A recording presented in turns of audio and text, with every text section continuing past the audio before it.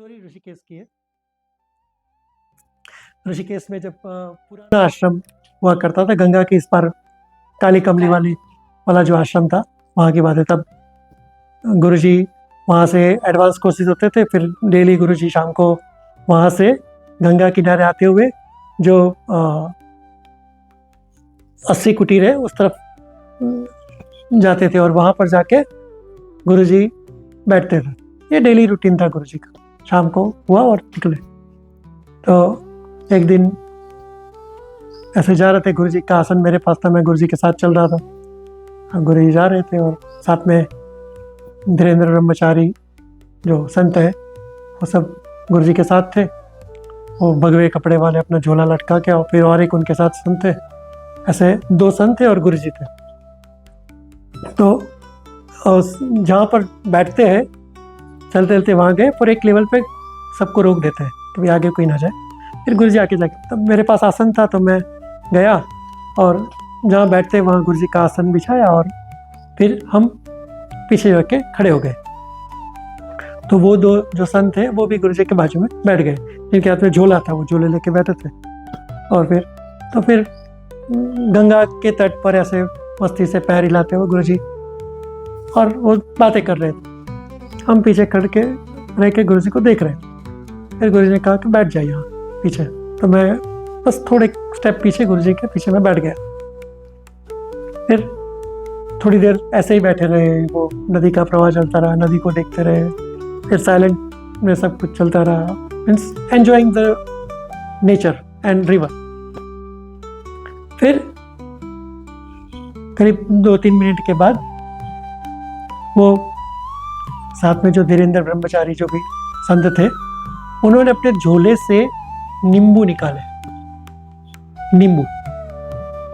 और नींबू निकाल के गुरुजी के हाथ में दिए। अब गुरुजी ने हाथ में नींबू लिए और उसके ऊपर हाथ रख के बैठ गए और फिर ध्यान में चला। करीब 5-10 मिनट ध्यान किया होगा।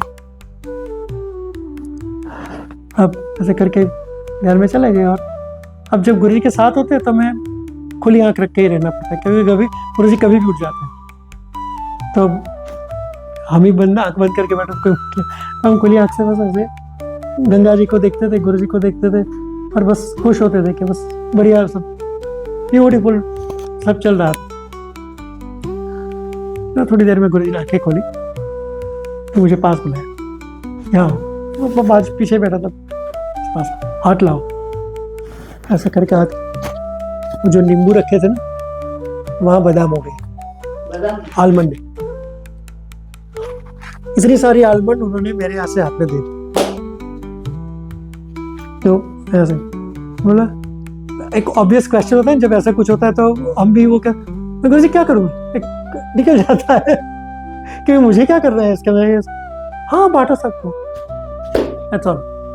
अब इतनी सी बादाम लेके फिर निकले, फिर गुरुजी चौके गए। अब जो भी आए उसको मैं एक बादाम देता हूँ, जो भी आए एक बादाम देता हूँ। आप बिलीव नहीं करोगे, मेरे हाथ से बादाम खाली नहीं होती। 200-250 लोगों को बादाम मैंने दी। हम चलती रहे और फिर तो चला गया भाई, तपन भैया है वो बादाम दे रहे हैं, कुछ हुआ है मिरेकल और प्रसाद दे रहे हैं, बांट रहे हैं, और मैं दिए जा रहा हूँ।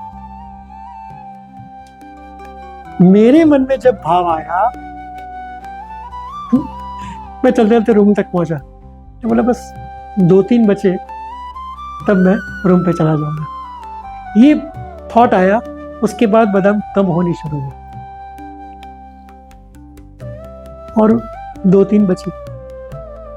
मैं रूम तक पहुंचा। रूम पर पहुंचा तब ये ख्याल आया कि अभी और 2 है, कोई बाकी है, मैं लेने आएगा। और एक टीचर, अभी वो एडवांस को टीचर है, वो टीचर आई और उसने बोला, अरे वो बादाम मिली। तो कहा मैं वेट ही कर रहा हूँ भैया, आखिरी एक बची वो और मैंने खाई। एक यूनिक एक्सपीरियंस कि भाई उनकी प्रेजेंस में क्या क्या हो जाता है, कि भाई नींबू था, बादाम हो गई और ऐसे ही बांट दिया। तो जहाँ गुरु है वहाँ मिरेकल की कमी है ही नहीं। और सभी अपने जीवन में देखे तो कहीं ना कहीं कोई नींबू से बादाम होने का एक्सपीरियंस मिलेगा ही मिलेगा। ठीक है, जय गुरुदेव।